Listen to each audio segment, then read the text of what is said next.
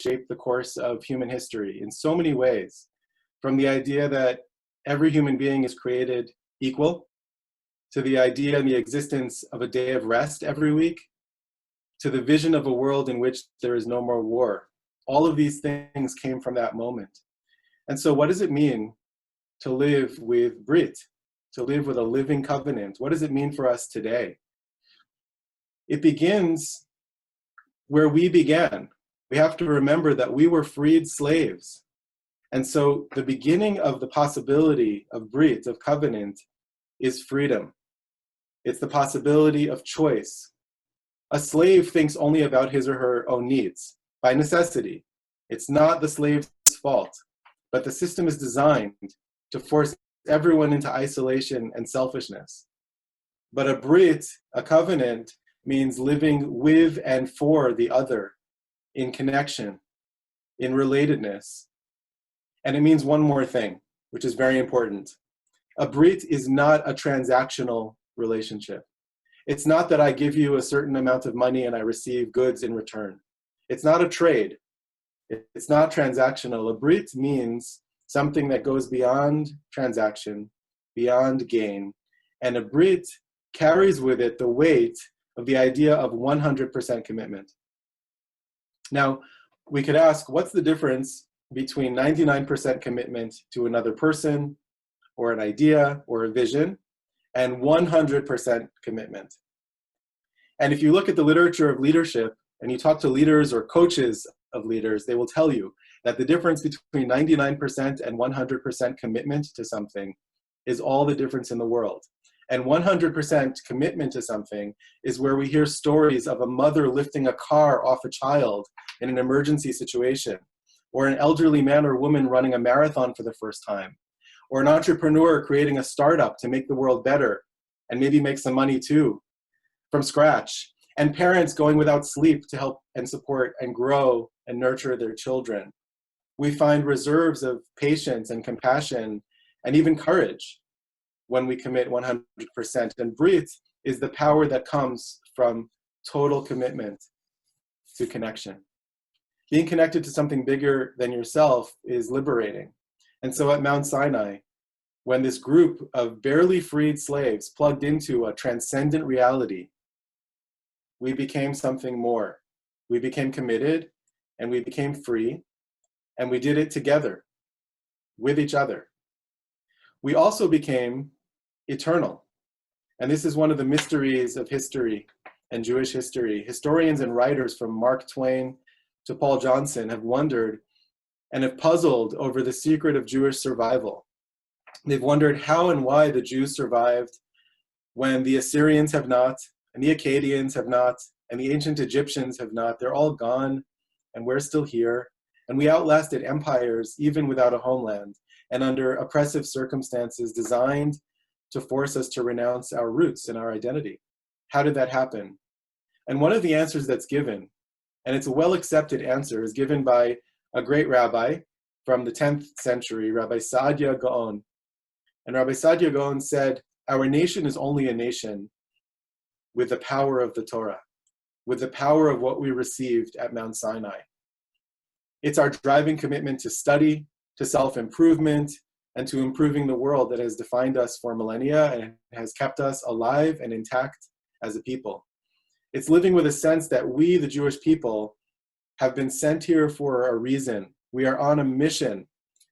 That is what has kept us alive, has kept us going through difficult times. And we know an old principle of Jewish law that a messenger borrows from the strength of the one who sends that messenger. And so our transcending of the normal rules of history that have puzzled historians, the fact that we're still here, it makes sense if we have been sent here with an infinite mission. And that is the collective mission that we received at Mount Sinai.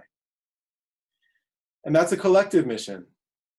But the great encounter at Mount Sinai was not only an encounter between the divine and a collective group of people. It was also an encounter with every single person who was there. And as we will see, every single person who was to come later on.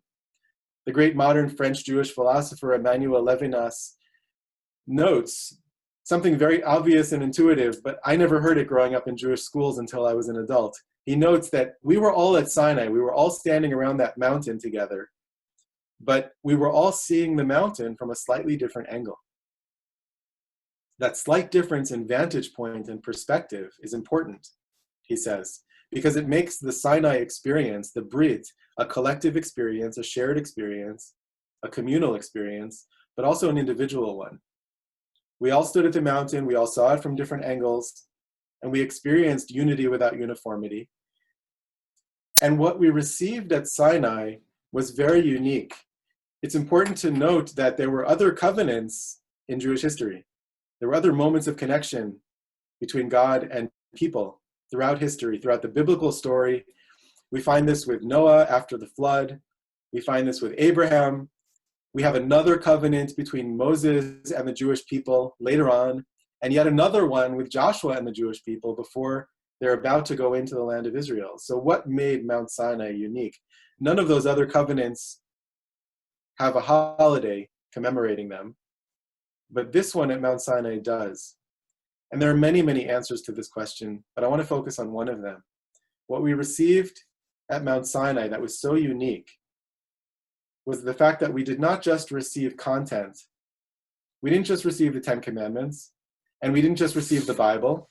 We didn't just receive text. We received a toolbox for living life with deep meaning and purpose. And that only happened at Sinai. We received a toolbox for bridging our individual dreams and our collective shared destiny, our past and our future, our ideals and the reality of the world. In one Jewish midrash, in one old Jewish legend, God is described as the great painter. And I love this because I'm a painter. And at Sinai, at Har Sinai, at Mount Sinai, God handed us the paintbrush and said, go and make something beautiful with my world. That's the power of Sinai. And when something like that happens, we learn that we are creative. We're not just recipients. We're not just consumers of our tradition. We are creative. And we learned at Sinai, that we become ourselves through Torah. One of the great rabbis of the Talmud, Rabbi Yosef, who by the way was blind, said, if it were not for the Torah that I have studied, I would just be another Joseph. I would just be another Yosef in the shuk, in the marketplace. There are many, many Yosefs around. But my study of Torah is what made me become myself. It's what made me become unique. And the truth is, and I know that Torah is not always presented this way, but the truth is that Torah is not about becoming like everybody else. It's about becoming yourself, your best self, your true self. And each one of us has a unique mission in life. That is why we were born. That's why we're here. In Judaism, we find meaning in every word in the Torah, and every letter in the Torah, and even the numerical value of the letters has meaning. And we count the letters and we ascribe numerical value to each one, and with words we add up those numbers to find the numerical value of a word. And the numerical value of the word Brit, covenant, is 612. And you may know that there are 613 commandments in the Torah. In Jewish tradition, that's a classical idea. There are 613 commandments. But Brit has a numerical value of 612. What does that mean? Is there one missing from the picture? What does it mean that there's only 612 in Brit? And I think what it means is that even though each of us has a relationship with the whole of Jewish tradition, we have to also find that one special practice, that one special aspect that is uniquely yours, that doesn't belong to anybody else. And finding this special mission, the one mitzvah or commandment or moment or practice that you want to commit to. It could be hosting meals to make people feel welcome when we can do that again.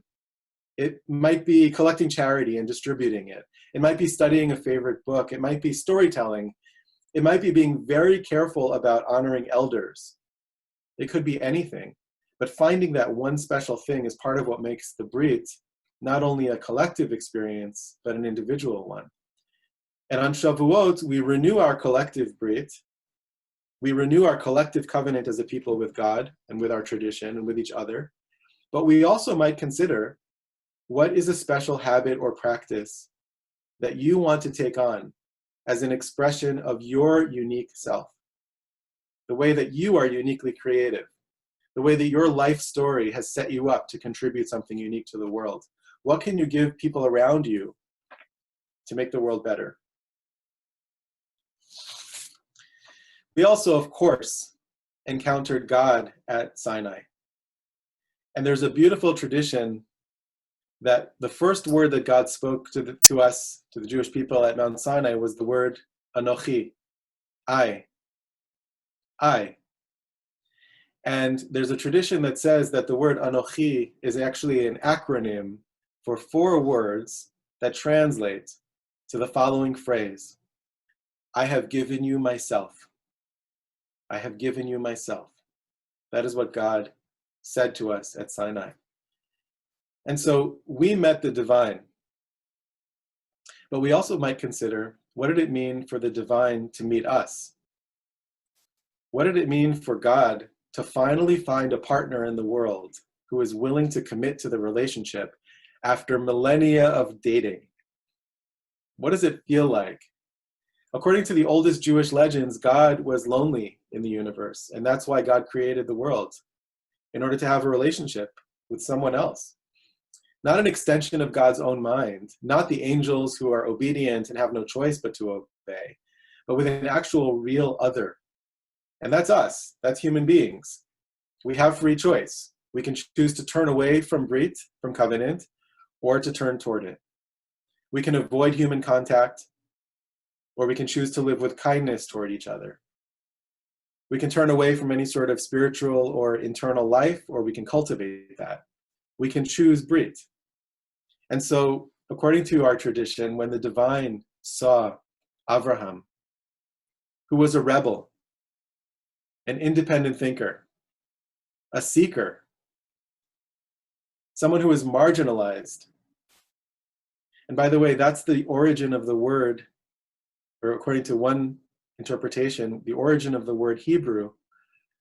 In Hebrew, the word Hebrew is ivrit. And the origin of the word ivri is from the word ever, someone who stands on one side of the world while everyone else stands on the other side of the world. This is the portrait of Abraham. Avraham Avinu stood on one side of the world, and he was alone. And he had this crazy idea that maybe we can live a life of justice. And maybe there's a oneness underlying the multiplicity of things.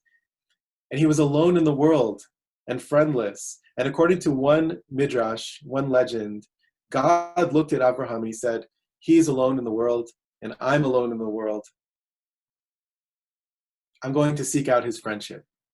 And that was the beginning of this long, eternal, sustained relationship, which translated with Abraham's family, translated to his children, all the way to Sinai, and all the way to us. Finally, the divine had a partner in the world, with hearts of compassion and hands that can make things, and eyes to see one another and ears to listen. And so imagine, in the year 2020, with a world in quarantine and hungry people and injustice, but also the laughter of children and the anxiety of parents and the love that drives that anxiety, billions of people trying to make lives of meaning, to be joyful, to be resilient, to make the world a little better. Imagine the divine creator looking at us and asking, may I join you in this great work? Brit, covenant, is 100% commitment. It is freedom and strength that we didn't know we had. And it's the end of isolation and the beginning of connection. And it's the beginning of the kind of connection that can last forever.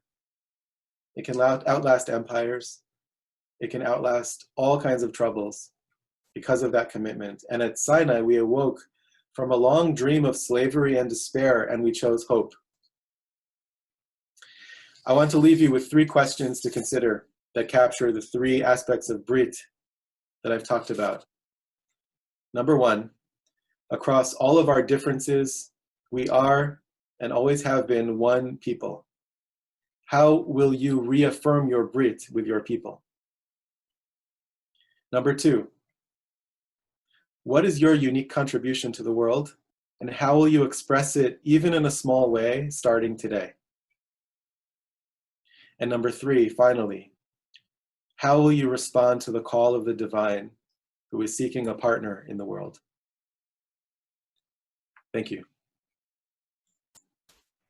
Thank you, Ariel, for your fascinating words, inspirational words.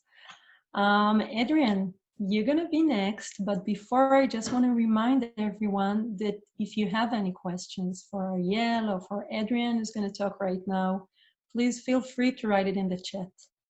Adrienne, stage is yours. Ariel, that was so beautiful that I was making those noises all the way through it. Thank you for that. That was wonderful for me.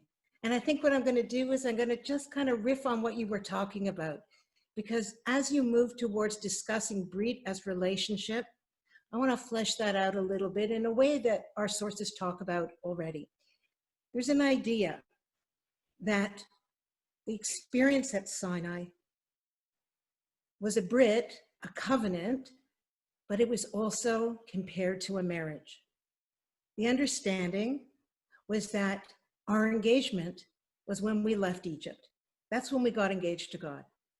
And for the 7 weeks, the Shavuot, that we went through that desert towards Sinai, there's a custom called the counting of the Omer, where we are meant to take all of the 7 attributes of the emotional system that makes us people, and we're supposed to work on those things.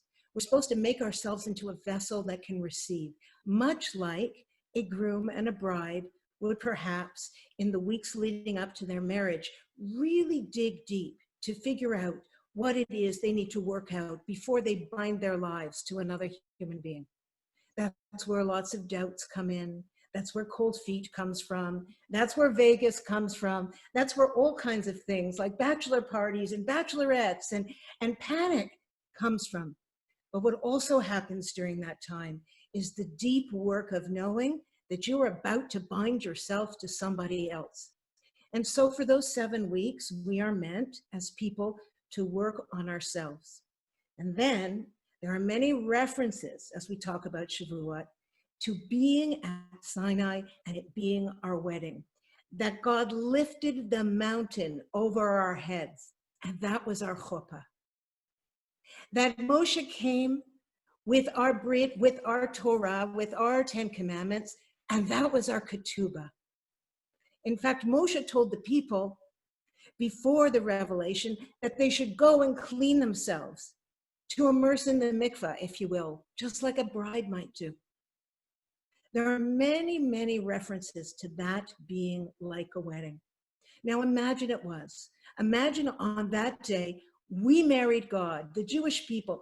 You know, it says that when we left Egypt, it wasn't just that there was one lane going through the Red Sea. It didn't split just into one. There's an idea that it split into 12 lanes in accordance to the 12 tribes of Israel, each one according to his way.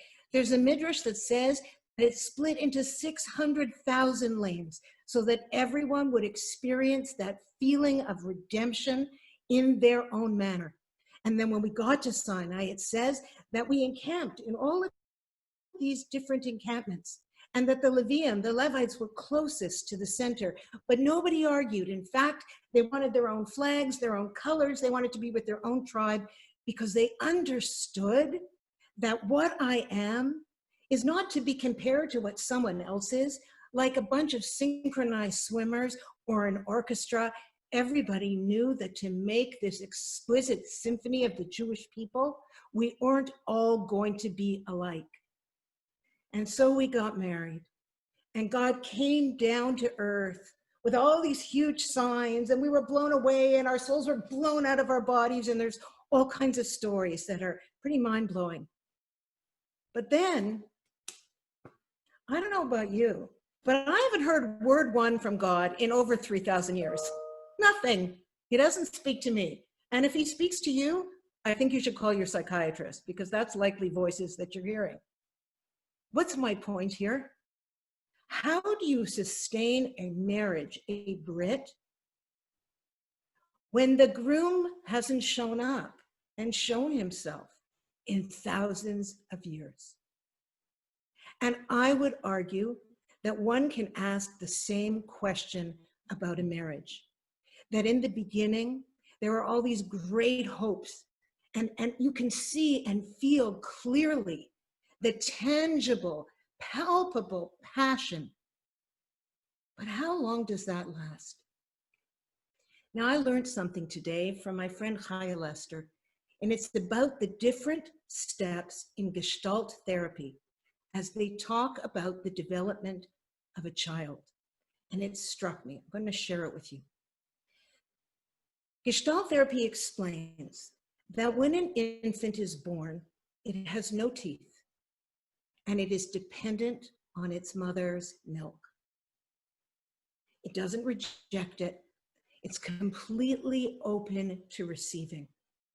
It is as though the baby and the mother are one. Doesn't matter where the mother goes in the world, the baby may as well be in the same place because it is always with its mother. The baby doesn't understand any separation or difference between itself and its mother. And when we stood at Sinai, we didn't see or understand any separation between heaven and earth. We knew that our job was to work on this earth and elevate it to the spiritual world, and that God, as it were, came to us from the spiritual world and came down to give us our task. And a baby is open-hearted. But then the Gestalt experts say that around 2 years old, when the baby first cuts its front teeth, something shifts. What happens? Well, those teeth can tear. Those teeth can bite. And in fact, the very first... Oh, Adrienne is back. Did I cut out? I'm so sorry. In fact, the very first no that you hear from your child is often not words. It's you trying to feed the baby, and they go like this. And they move their mouth away. By that age, by the time they cut their teeth, they are able to say no. And developmentally, that's really important, because in order for a child to truly become mature, to spiritually, intellectually, psychically evolve, it has to differentiate from its parent. It has to push that breast out of its mouth. It has to reject. It has to bite. And there are periods in a marriage, often after the chuppah phase, usually a few years in, where our teeth come out. The biting starts. The no starts. The rejection might start. And I think this is normal to the human condition and to the Jewish people as well. Because in any relationship, whether it be a child separating from its mother or an adult feeling conflicted feelings about covenant, is this real? How does this speak to me? Am I dependent? What about my way? I want to do things my way. Or the famous, don't tell me what to do. And anyone who's raised a teenager understands that those teeth, they're sharp and they tear. And so covenants have to be able to endure the tearing and the reparation, and the tearing and the reparation. You know, I don't know if you've ever noticed, but a string of pearls always has knots between each of the pearls. Why? Because if it is accidentally severed, only the last pieces fall out. Knots make a secure binding. The same is true of a relationship. If your relationship is a cord, a piece of rope, and it's cut, it can never look exactly the way it did before it was severed. But if you knot it, two things happen. If you choose to knot it, both ends come closer and it becomes exponentially stronger. And the Gestalt therapists say that the third phase of the development is when the molars come in. Why? Because when we have those molars, we can really chew. We can chew up and integrate what's coming to us, what is literally in our mouth. If the first stage of childhood is a good codependency, then the second stage of childhood might be avoidant energy. But the last stage, the molar stage, the processing, chewing, getting the juices going. And you know, in Kabbalah, they compare chewing bread to full consciousness, maturity, secure attachment. You take in the food and you process it. You can question, you can improve things. Relationship goes back and forth. It becomes give and take. And that is our relationship with God. You can pray to God. You can honor that covenant through prayer. Abraham's model argued with God. We can have challenges because our relationship, our brit is sturdy enough. Look at Jacob, whose name is changed to Israel, to struggle with God. We can be critically minded. We can have an empowered sense of spirituality. This is something that we are able to do once we reach that stage of maturity. And so it is in marriages, and so it is with our Brit, with our peoplehood, that there is room in a committed relationship. And you know what? You can turn away from Brit, but you can't divorce God. No Jew can. We're stuck together. You may not want to acknowledge it, but that covenant between God and the Jewish people is eternal. You can't convert out of it. So when we stood at Sinai, we were once again like infants in that first stage of healthy codependency, where the milk, and we know at Shavuot, we eat cheese and dairy products. You know, there's various reasons why. But one idea is that milk, the Torah is compared to milk and honey beneath your tongue. That in that period of time, our bond with the Almighty, once every year, but in fact, every single day, is renewed. So essentially, the moment of Shavuot is the renewal of our vows. Happy anniversary to all we Jewish people. This is our anniversary.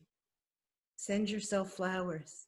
Fill your house with flowers, because just as the mountain bloomed, so can we bloom in our relationship with our covenant. And it may be one of the different paths of 600,000 ways or 12 ways.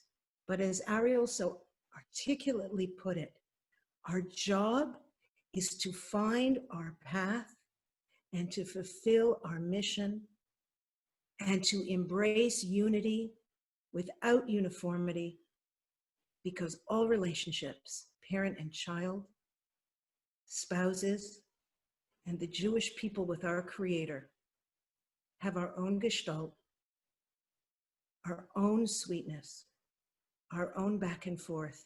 We're permitted to it.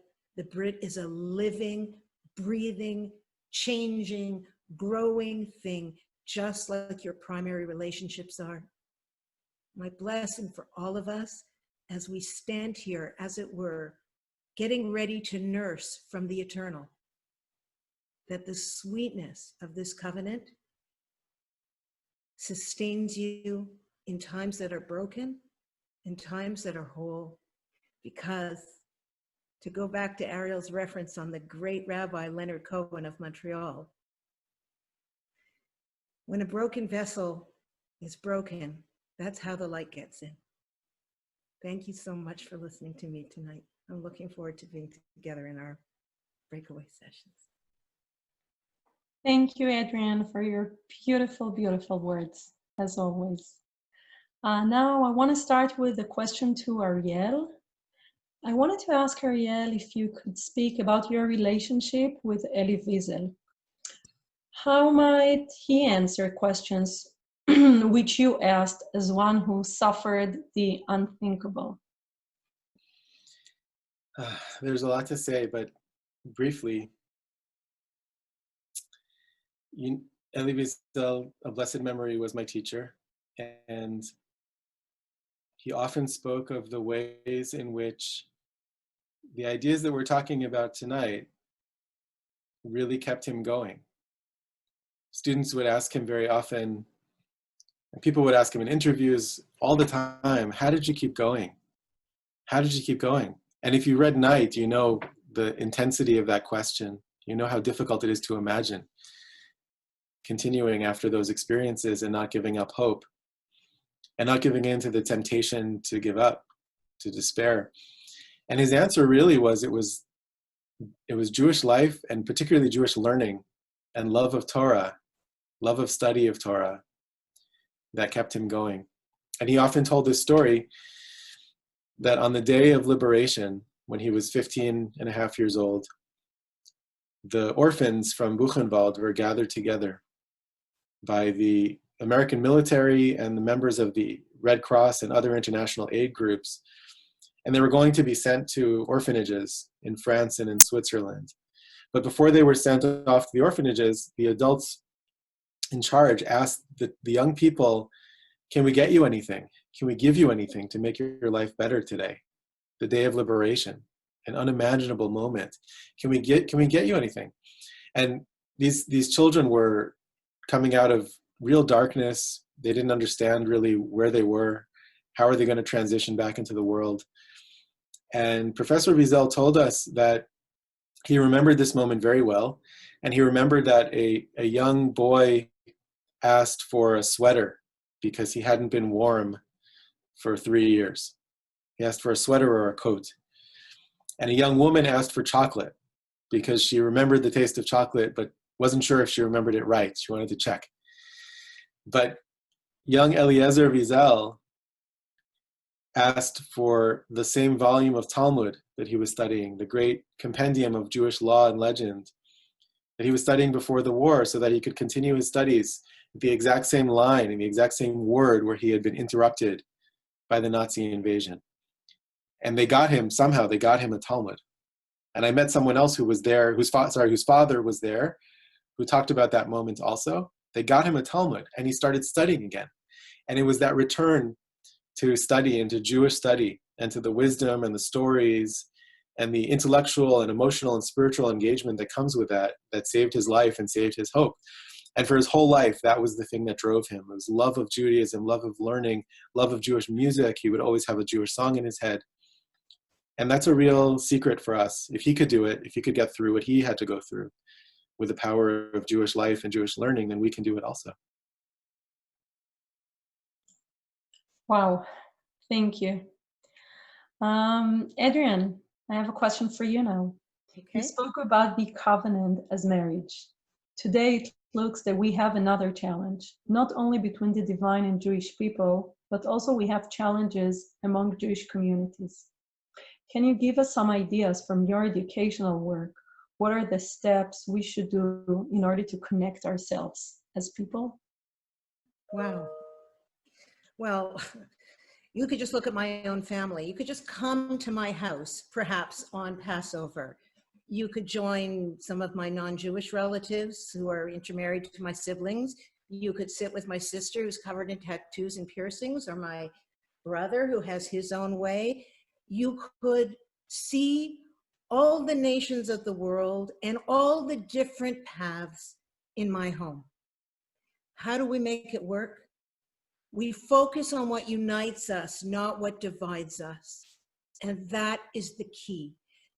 The humility, Tammy, I think, of understanding that you are not God, that there is a impetus to make shalom, to create peace. My best description of the Jewish people, and I think this is a really useful way of looking at it. Michael Talbot, a professor at Harvard years ago, wrote a book that talked about the holographic universe.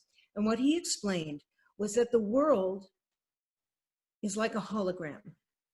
Even though in high school, most of us dissected a frog or a fish, And we would take the different parts and put it under a microscope, and we would look at it with an understanding, an attempt to understand the overall whole based on its parts. But what Michael Talbot discovered was that there are many things in the universe, and I think this is like the butterfly principle, like, you know, the wings flap over here and something else happens across the world, that he said, if you take an image, let's say you take a picture of my head, right? And then you bathe it with a laser light, and then you take a photograph of the interference pattern between those two things, and then you take another photograph and bathe another laser light, you end up with this image that kind of moves around, like on your Visa card, right? A hologram. Now, you would think that if you cut up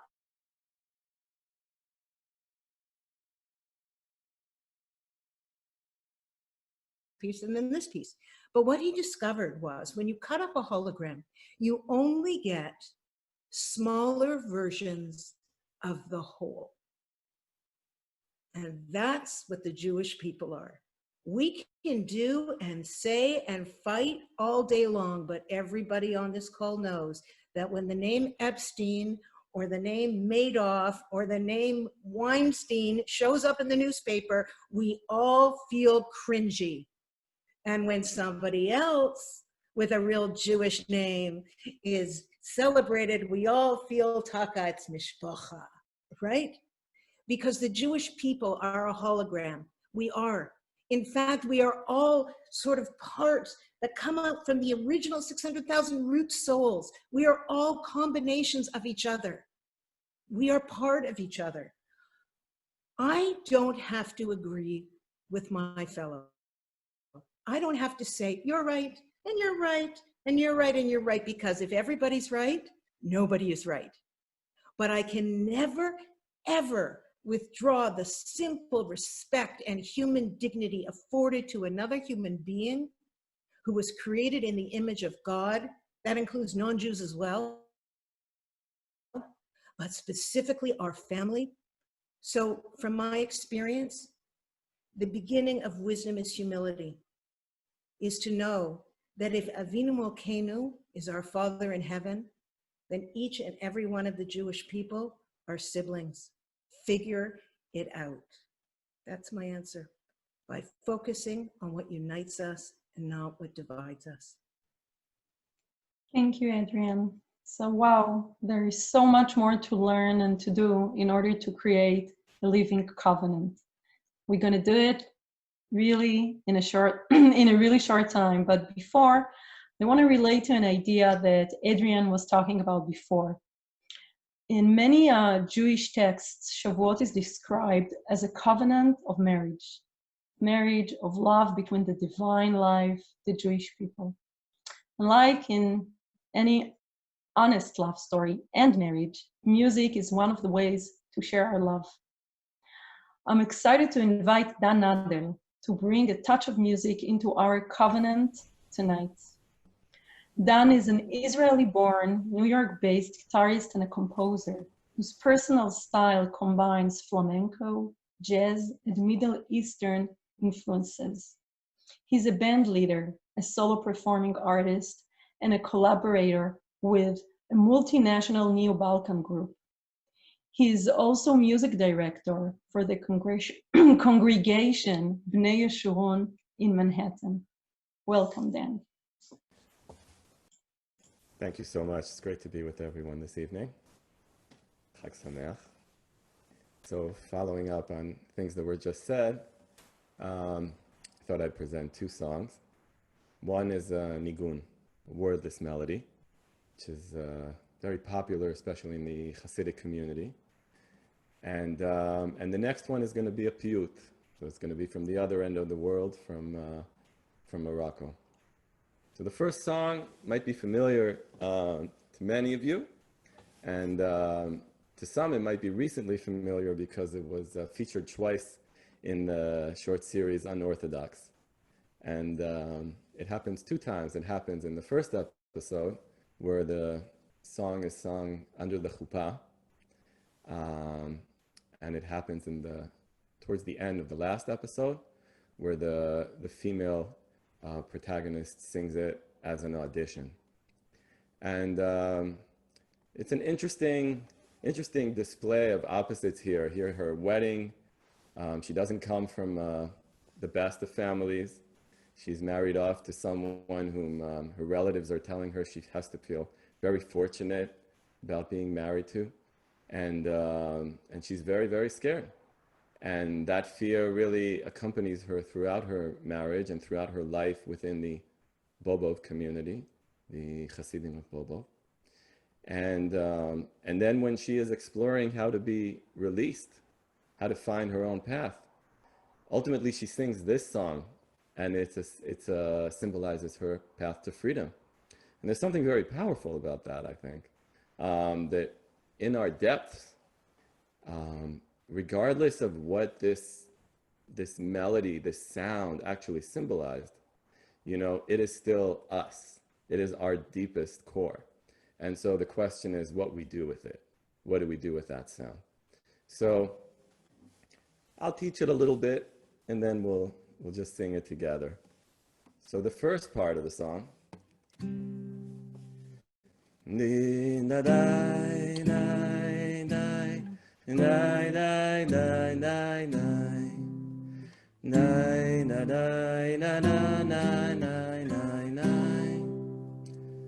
So we can't hear each other, but you can sing along with me. We're going to do a repeat now. 3, 4.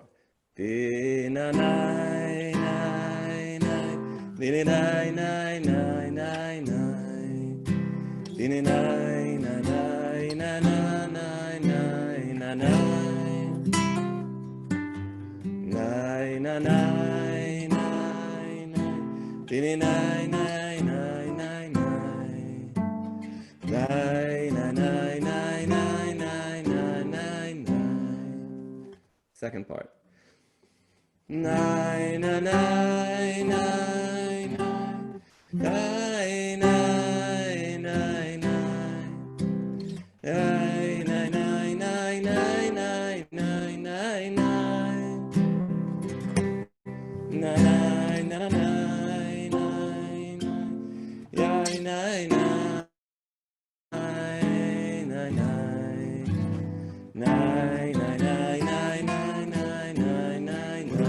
Repeat the second part.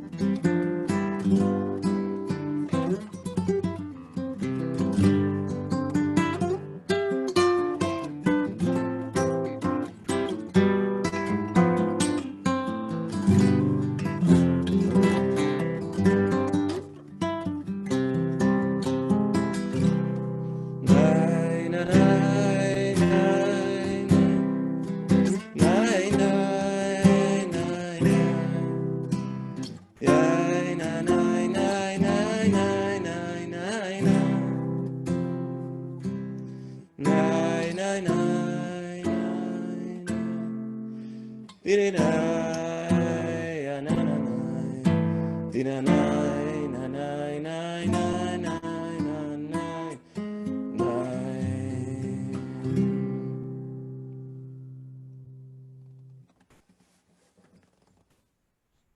Thank you, Dan, for Thank you, touching thank you. our souls with music. Thank you, thank you. So as I said before, we're gonna jump across the Jewish world to Morocco, to a town called Tafilalt, which was the home of the Abihatzera dynasty. This is a dynasty of Kabbalist rabbis and poets, Paitanim. And this is a Piyyut, liturgical poem called Adonai Eloheinu, Adonai our God. And the line that we can all sing together, Hodu la Adonai ki tov, give thanks to God, for God is good. It's a very interesting, very intricate and deep poem. We won't get too into that right now, but it blends imagery of a wedding ceremony with images from Shir HaShirim, which is, of course, the most wonderful ancient source of love poetry in our tradition. And also imagery from Psalms, and within it, it also has 12 verses, 10 of them dedicated to Aseret HaDibrot, to the 10 Commandments. So each of these verses has an interesting way of expanding upon the commandment. So a big bag of love poetry mixed with the very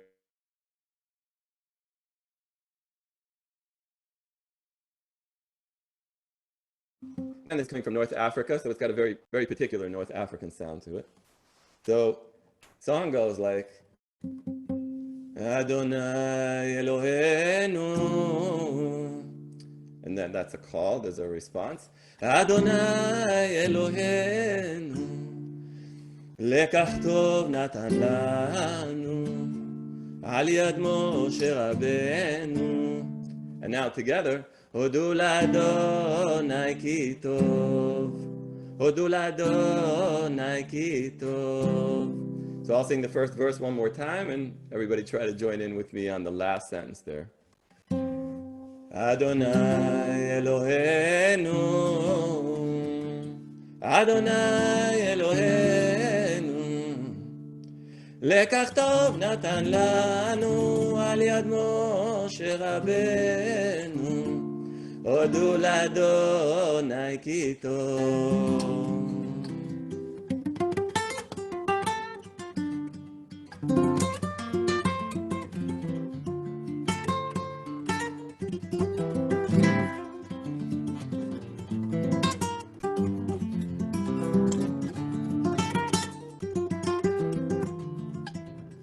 Nodiyad legano, nodiyad legano, ucheka lakidshanu, b'mitzvotav tzivanu, hodu l'Adonai ki tov. U'b'yom ha'shabbat kodesh, u'yom shisha lachodesh, chatan kalato kidesh, hodu l'Adonai ki tov. Diglo alai ahava, diglo alai ahava, dodi dagul mirava, Adonai misinai ba, vehodu l'Adonai ki tov.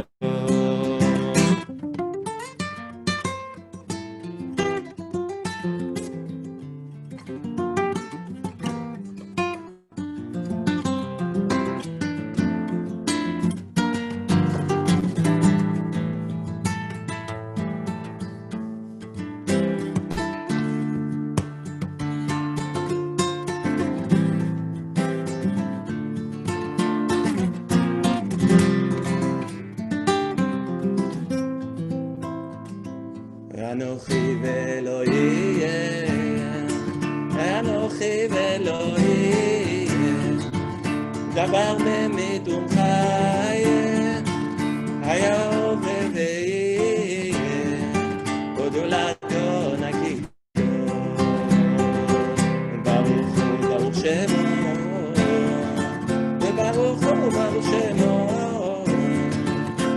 תפסה לשווא שמו, הודו לאדוני כי טוב. אדוני אלוהינו, אדוני אלוהינו, לקח טוב נתן לנו, לקח טוב נתן לנו. על יד משה רבנו, הודו לאדוני, הודו לאדוני, הודו לאדוני כי טוב, כי טוב.